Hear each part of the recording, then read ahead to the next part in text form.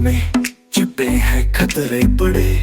Fishing, hacking, धोखाधड़ी के नए अपराध है खड़े। अंधेरे में सिमटे खलनायक, बुनते जाल अदृश्य। सतर्क न हुए तो बन जाओगे शिकार तुम भी अवश्य।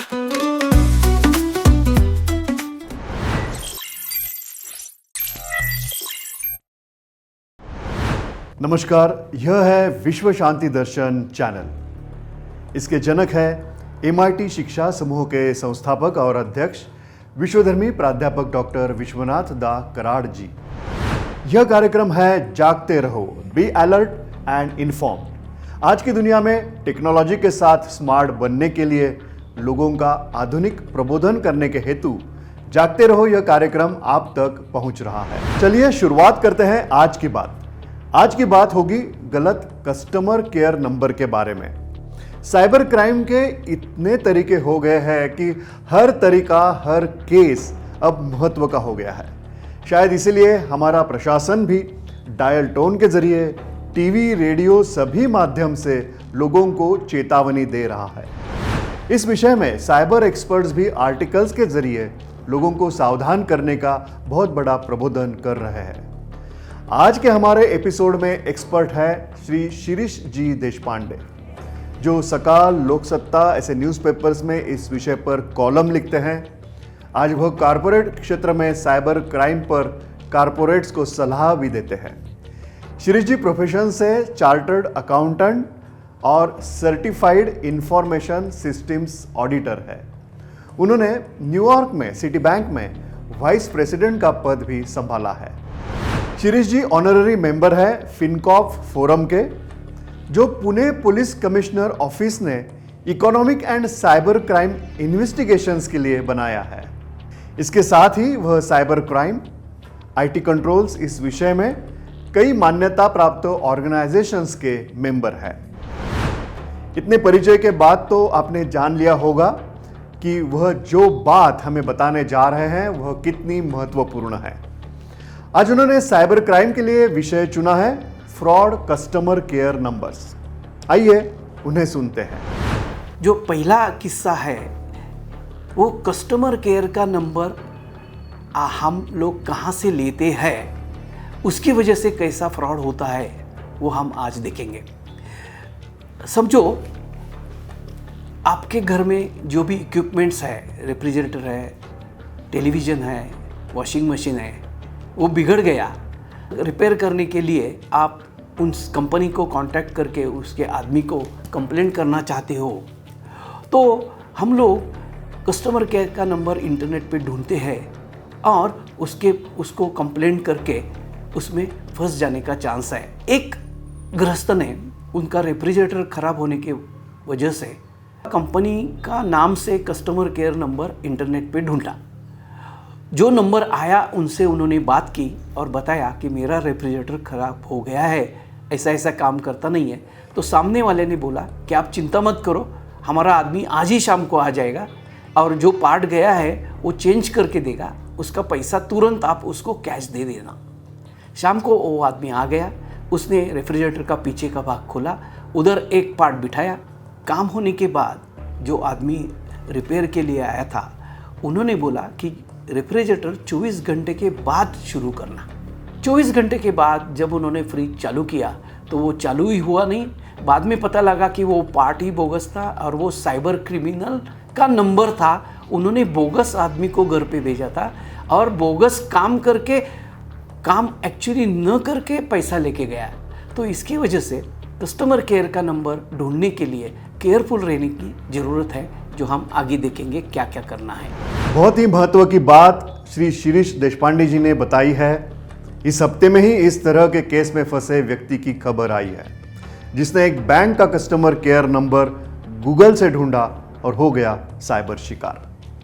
मतलब आज भी हमारे आसपास हर रोज ऐसी घटनाएं हो रही है। ऐसी एक दूसरी घटना हुई है। जब हम किसी संकट में आते हैं तो हम इमीडिएटली उसका कैसा सॉल्यूशन मिल सकता है उसके पीछे पड़ते हैं। उसका किस्सा ऐसा हुआ, एक ड्राइवर था। वो ड्राइवर एक दुकान में मेडिसिन परचेस करने के लिए गए थे, तो उन्होंने उधर उनसे पूछा और उनको 353 रुपये बिल देना था। दुकानदार ने वो नंबर बोला, उसके ऊपर उन्होंने पैसा भेजा। पैसा दुकानदार को मिला ही नहीं, क्योंकि एक नंबर की गलती हो गई। आखिरी नंबर था 7 के बजाय 8 हो गया। तो ये ड्राइवर घबरा गया कि 353 रुपये अभी क्या करने का, क्योंकि दुकानदार बोला मुझे पैसा मिला नहीं, आप मुझे वापस पैसा दे दो।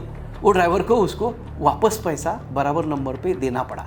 लेकिन ड्राइवर का ये 353 रुपये उसके लिए बहुत इम्पोर्टेंट था, तो उसने सब जगह देख के इंटरनेट पे सर्च किया कि जीपे का कस्टमर केयर नंबर क्या है, और वो नंबर पे उसने कॉल किया। और वो नंबर जो था, वो नंबर वाले आदमी ने उनको बोला कि आप चिंता मत करो, आपके पैसे 5 मिनट के आपके अकाउंट में आ जाएंगे। आप एक काम कीजिए, हम आपको एक एप्लीकेशन भेजते हैं, वो डाउनलोड कीजिए, सब इन्फॉर्मेशन भर दीजिए और हम लोग इमीडिएटली आपको पैसा दे देंगे। वास्तव में ये साइबर ठगी थी, क्योंकि वो जो साइबर ठग था उसने कुछ बोगस एप्लीकेशन उसके मोबाइल में भेज दिया, और उसकी वजह से उसने उसके अकाउंट में अप्रॉक्सीमेटली 10,000 रुपये था, वो सब 10,000 रुपये लेके गया। 5-10 मिनट में वो ड्राइवर को मैसेज आया कि आपके खाते में से जो बैलेंस था 9,000 कुछ, तो वो सब चला गया।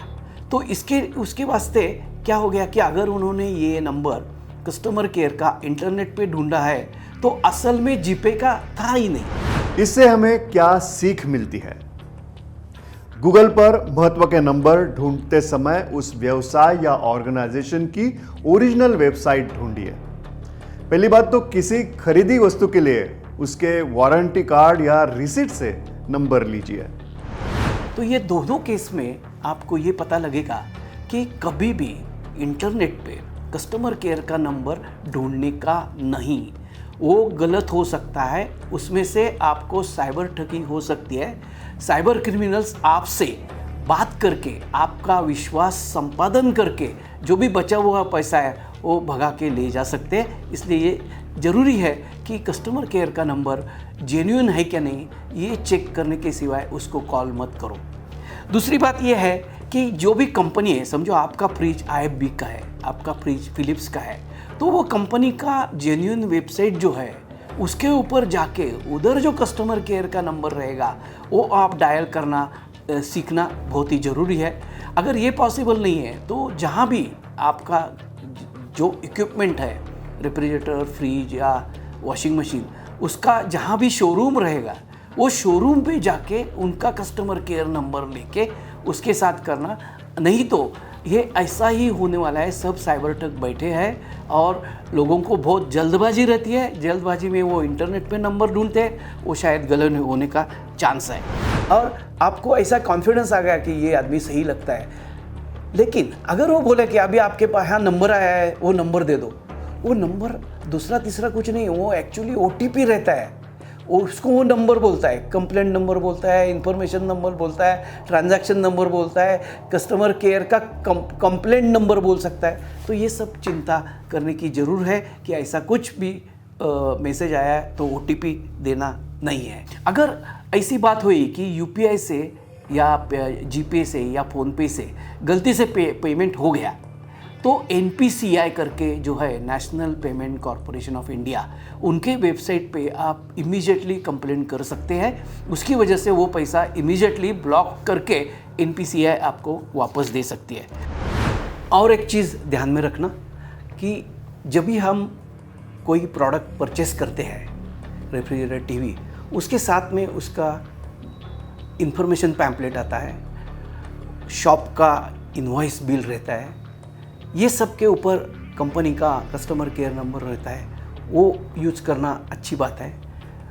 वो पैम्पलेट पे कंपनी का करेक्ट वेबसाइट का नाम रहता है, क्योंकि वेबसाइट का नाम अगर आप गलत ढूंढोगे तो अगेन वो और दूसरा साइबर क्रिमिनल की साइट पे आप जाके फंस सकते हैं। इसलिए ये सब नाम चेक करना ये बहुत ज़रूरी केयर लेने का एक इम्पॉर्टेंट पार्ट है। धोखाधड़ी होने पर फौरन साइबर क्राइम ब्रांच से संपर्क करें। किसी भी साइबर कंप्लेंट के लिए नंबर नोट करके रखिए 1930। साथ ही आपको तुरंत शिकायत के लिए वेबसाइट भी पता होनी चाहिए और वेबसाइट है cybercrime.gov.in। मिलते हैं अगले एपिसोड में एक नए केस स्टडी के साथ, नए उदाहरण के साथ। यह कार्यक्रम जो सामाजिक भावना से सबको सावधान करने के लिए, शिक्षित करने के लिए आप तक यह बात पहुंचा रहा है, जिसका नाम है जागते रहो। नमस्कार। जागरूक रहो, जाल में छिपे हैं जालबाज, पासवर्ड मजबूत रखो, अजनबी से न बांटो राज। क्लिक करने से पहले सोचो, लिंक पर न करो भरोसा, सुरक्षित रहो, पता नहीं किसी ने क्या परोसा।